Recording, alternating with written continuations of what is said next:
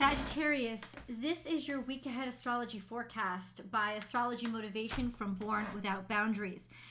In this reading, every single week, I review the major planetary aspects and transits and how they impact your natal sun and what that means for your bottom line. This is the week of July 11th through the 17th, by the way. There is a lot of big stuff going on. We're going to start with the big stuff, the general stuff that basically everybody's being impacted by and how it's going to impact everybody. Without trying to get too political or anything like that, I'm just trying to relay the energies to you. And then I'm gonna focus things down into Sagittarius specific information, like what all Sagittarius should be aware of. And then I'll break things down into the decans. And a decan is a group of 10 degrees. And by breaking the zodiac sign, that's a total of 30 degrees, into these sections of 10 degrees, so there's 3 decans in every zodiac sign, it helps me understand how your natal suns, depending on where they're located, are going to be impacted by the surrounding energies because they're making different angles, even if they're in the same zodiac sign, and that's what really impacts how you're going to be impacted. So all you need to know for this video is where your birthday is, like when your birthday is.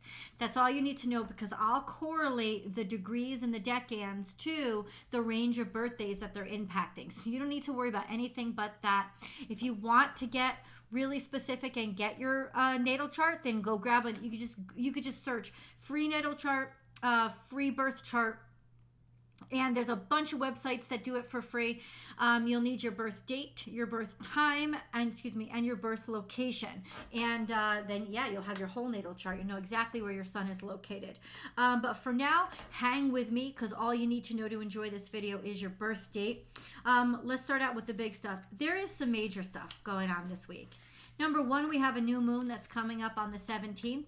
And number 2, simultaneously on the 17th, or between the 16th and 17th, the nodes move into different zodiac signs. They make a transit from Scorpio and Taurus to Libra and Aries. So the south node is moving from Scorpio into Libra, and the north node is moving from Taurus into Aries. So our whole subject matter starts to change. It's no longer between what's hidden and what's traditional, what's obscured, or what is sort of fringe versus what is traditional. It's not that topic anymore. It's what is individual and what is singular and what is partnership and what is togetherness. That's where our focus is about to shift in terms of comfort levels and where we're heading. Now, comfort level becomes Libra, becomes partnership and togetherness, and doing things in pairs, right? Not thinking singular, not thinking me, thinking we. Partnership, when it comes to the north node, which is the discomfort zone, the place where we're headed, what challenges and what struggles are we experiencing in establishing me and who I am? And a big part usually is we haven't really established how we connect to others, because you kind of have to do them both at the same time. The north node and south node are not actually different things. They're not actually opposites. They are one path. They are the markers of one path, your pathway of destiny, really, through your life, not destiny, but your pathway of life. So how you're born in from your past life is your south node, and all the talents and skills and things you've learned from your past life where you get real comfortable. And then we move toward the north node, which is, I don't know this stuff yet. This is what I have to learn to be ready to leave this life. And so there's maturing involved, and also a change of perspective that happens between the south node and the north node. And with the south node in partnership now, and the north node in individuality or singularity, is really individuality is usually more Aquarius, just the context of the individual having rights, or who the individual is. But singularity is Aries. It is the self. It is, you're born alone, you die alone. That kind of energy is in your body. Versus Libra, which is being able to connect to somebody else and understand yourself in relation to or through a partnership with somebody. That's going to be our comfort zone right now. Probably because we'll need to understand that in order to really understand who we are singularly. It's the balance between the singularity and the duality, or the partnership, I should say, not really duality. So that's all happening on this new moon. This new moon in Cancer that is opposite Pluto and square the nodes. So there's a dynamic and just huge breakthrough, brand new start that is coming, and it's not going back. When it comes to Pluto, this is emergence of the butterfly. This is, we're never going back to the caterpillar. This is, especially in Cancer, the birth of the brand new. And we're turning that corner with those nodes, and we're never going back. This is a really faded happening, faded time. And it's a very powerful energy in terms of moon power. So if you want to get your manifestation on, this is the moon to do it in. Simultaneously, we have, all week long, we have Pluto opposite the sun, which is also very formidable energy. This sense of knowing, the sense of self, the sense of authority, the sense of I will get it done and I don't care what I have to do it. Ruthless versus relentless is a really fine line to cross with an opposition between Pluto and the sun. This sense of it will change. This is going to change our egos. This is going to change our sense of who we are. Maybe by reminding us that we're not alone. We are connected.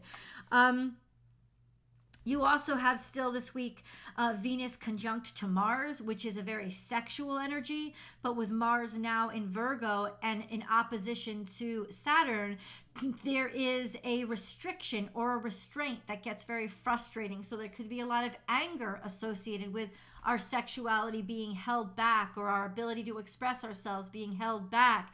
And with Venus square to Uranus, I want something different. I want to change. I'm sick of the same old, same old. I have a different understanding of who I am, different curiosities about my own sensuality and my own desires. Now popping off this Mars, feeling like I'm restricted or I'm denied these things. And maybe it's because Saturn is also semi-square to Chiron, challenging if we're even worth it, if we even feel like we're good enough to be able to have the things that we desire. So there's a lot of room for anxiety and depression this week as well.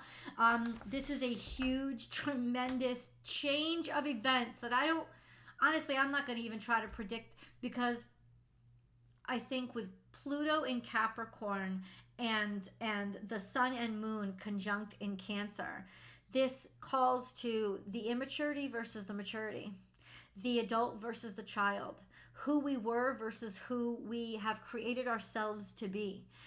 So this is definitely kind of an in-your-face moment with regards to, it's a huge change. It's a huge shift in our life. Let's put it that way. And it's going to happen.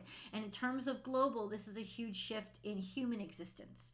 So the fact that this new moon is sextile to Uranus means we can expect the unexpected and things that will sort of blow our minds in terms of the unexpected.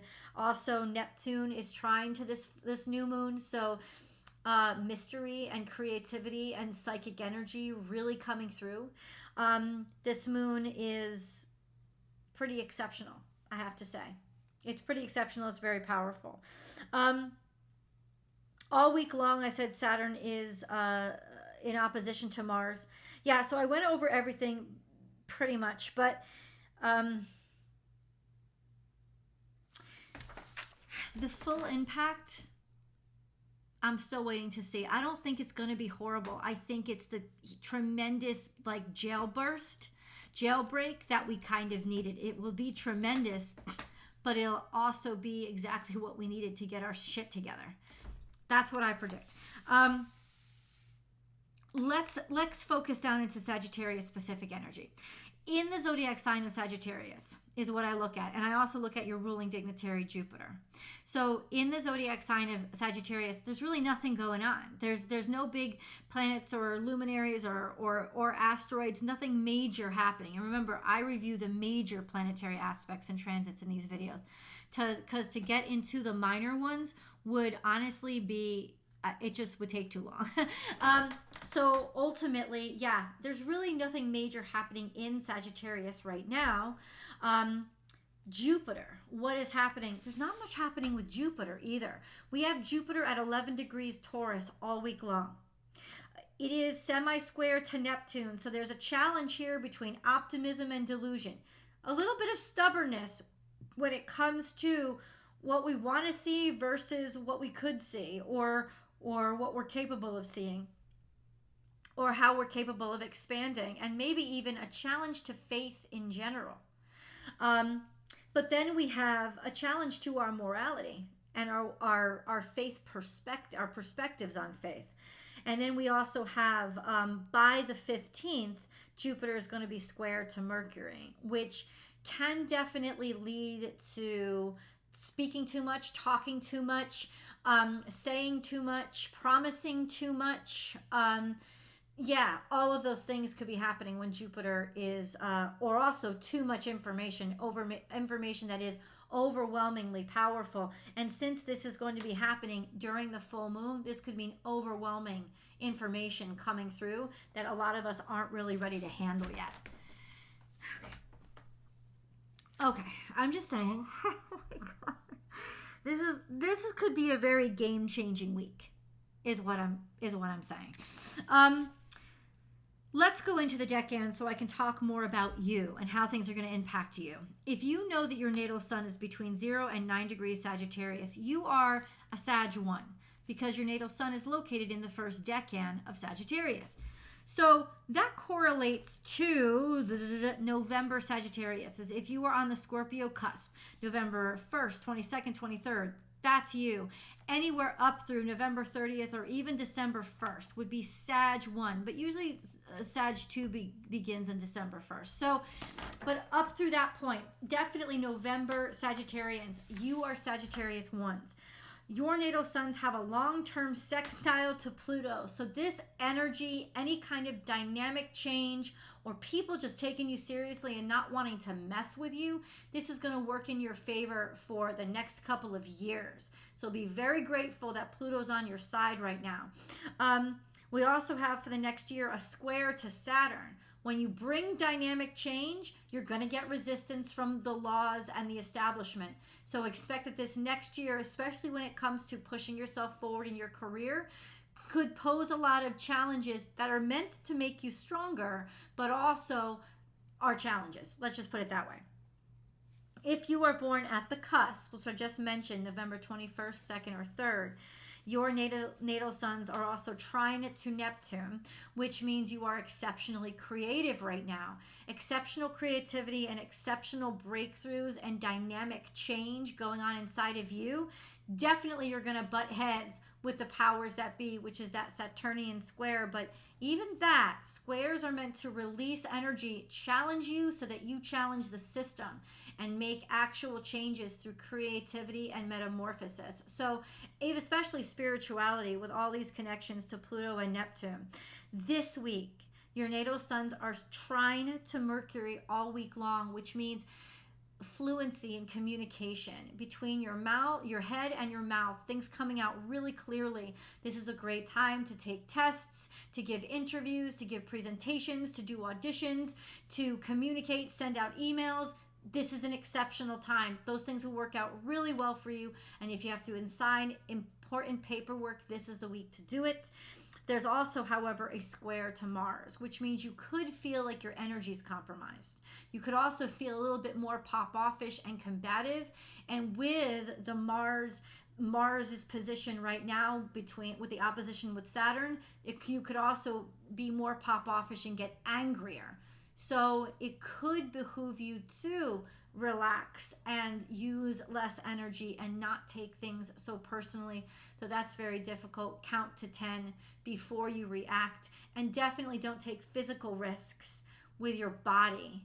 When it comes, what is physical risk with your body? Don't take any risks. Don't do anything overtly daring or stuff that you're not familiar with, because there's a greater risk of injury, just and impulsivity with a square to Mars, FYI.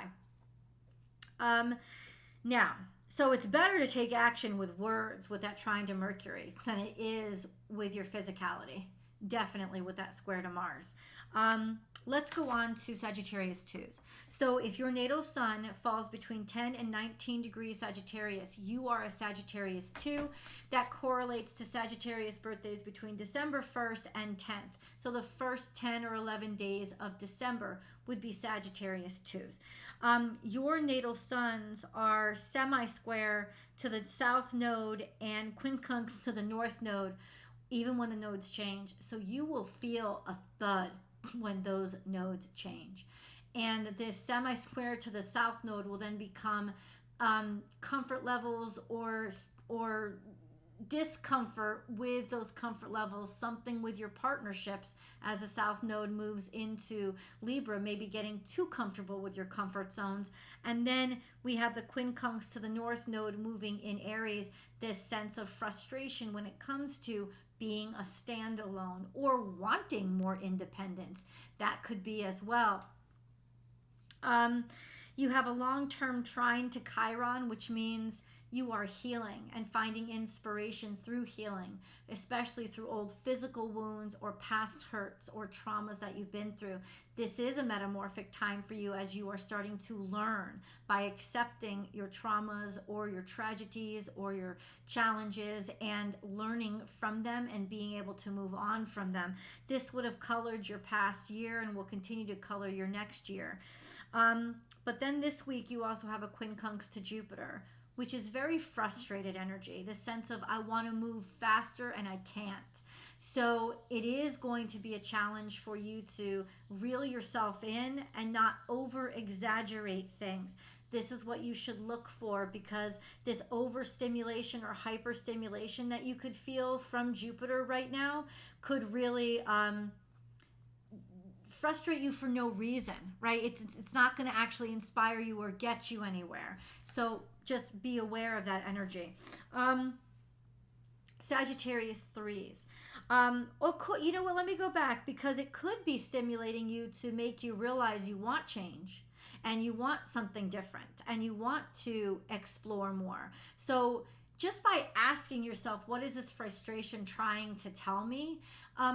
Sagittarius 2s is probably really just slow yourself down enough to get to that answer. Because if the frustration is doing nothing but distracting you, it's bullshit and your challenge is letting it go.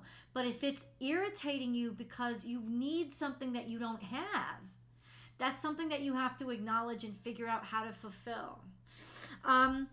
So let's move on to Sagittarius 3s. So this week, if you know your natal sun is between 20 and 29 degrees Sagittarius, you are Sagittarius 3s. That correlates to birthdays between the 11th and the 21st of December. So definitely up to Capricorn cusps.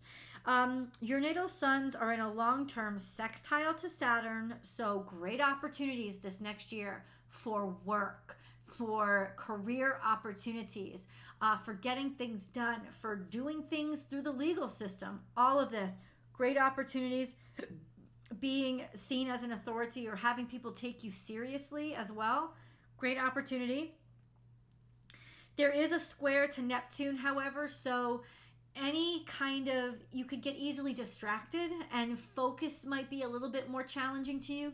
This has been going on for a couple of years and will go on for a few more. So figuring out how to focus yourself will be something that ends up teaching you a lifelong lesson that will ultimately improve your situation. But for right now, you'll have to just try to not drink that tonic water, try to not believe everything people tell you, and try to figure out strategies for helping yourself focus when it's most difficult to.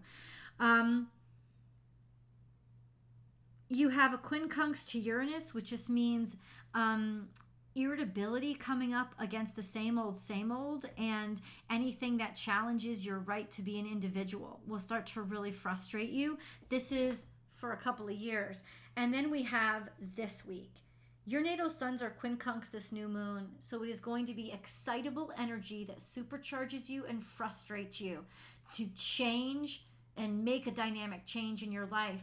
This is also incredible energy to manifest, especially if you can get to the root of why you're so frustrated or what the energy is trying to tell you. You have a square to Venus. What does that mean? It means challenges to your sense of desirability, challenges to your desires in general, or your feeling of sensuality. It could mean being too sensual, eating too much, overindulging, overspending, and having to butt heads with whatever consequences come from that.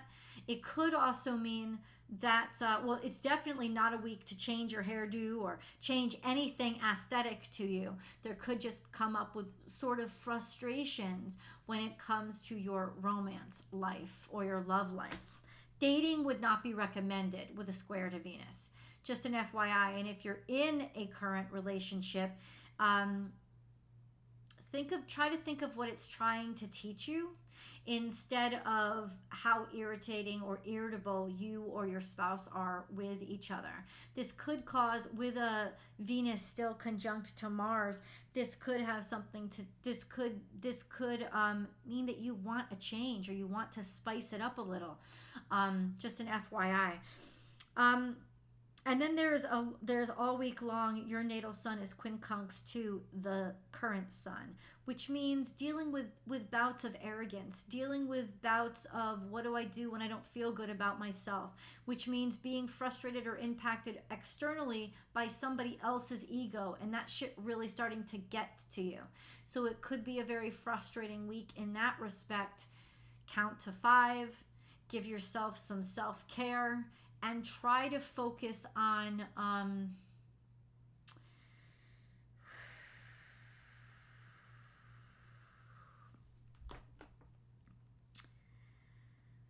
it's not about trying to focus. I'm sorry.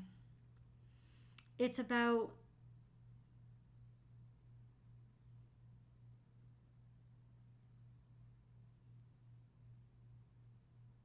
not having to prove yourself to anybody. And trying to find that level of comfort inside of yourself, because there will be challenges to how you feel about yourself this week. And ultimately, a lot of self-care is recommended. Remind yourself that you're important to you, no matter what's happening on the outside. Okay, Sagittarius, you let me know in the comments below how this energy is impacting you. And then definitely like this video and subscribe to the channel. If you haven't subscribed yet, please do. It's really important. We're growing so strong over here. I'm so proud of our growth. So let's keep growing over here. And then come on over to Born Without Boundaries Tarot for your week ahead tarot card reading. I love you guys, and I'll talk to you next week. Bye.